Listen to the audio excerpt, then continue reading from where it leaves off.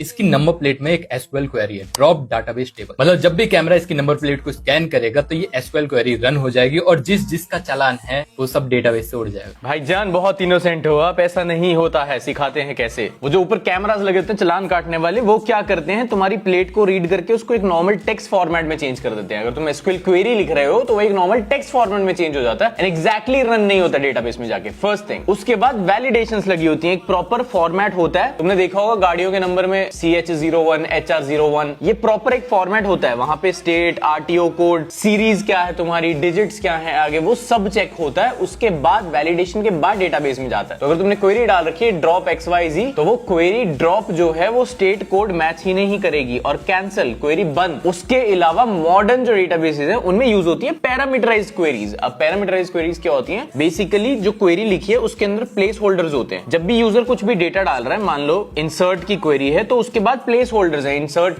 This into this, values this this this. तो जो values वाला पार्ट है उसके अंदर प्लेस होल्डर्स बने हैं, तो जो भी इनपुट में डेटा आएगा वो उन प्लेस होल्डर्स में जाता है एंड डायरेक्टली रन नहीं होता है। तो एसक्यूएल इंजेक्शन जो तुम सोच रहे हो करने वाले हो वो कम हो जाएंगे चांसेस। और अगर इन एनी केस तुम ये ट्राई करना चाहते हो तो कर सकते हो। तुम्हें फाइन आ जाएगा फॉन्ट्स की वजह से, क्योंकि नॉन कंप्लायंट फॉन्ट यूज कर रहे हो। अगर क्वेरी लिखनी भी है तो जो गवर्नमेंट ने नंबर प्लेट का फॉन्ट दिया उस फॉन्ट में लिखना, अदरवाइज फॉन्ट का भी चालान हो जाएगा। And all set.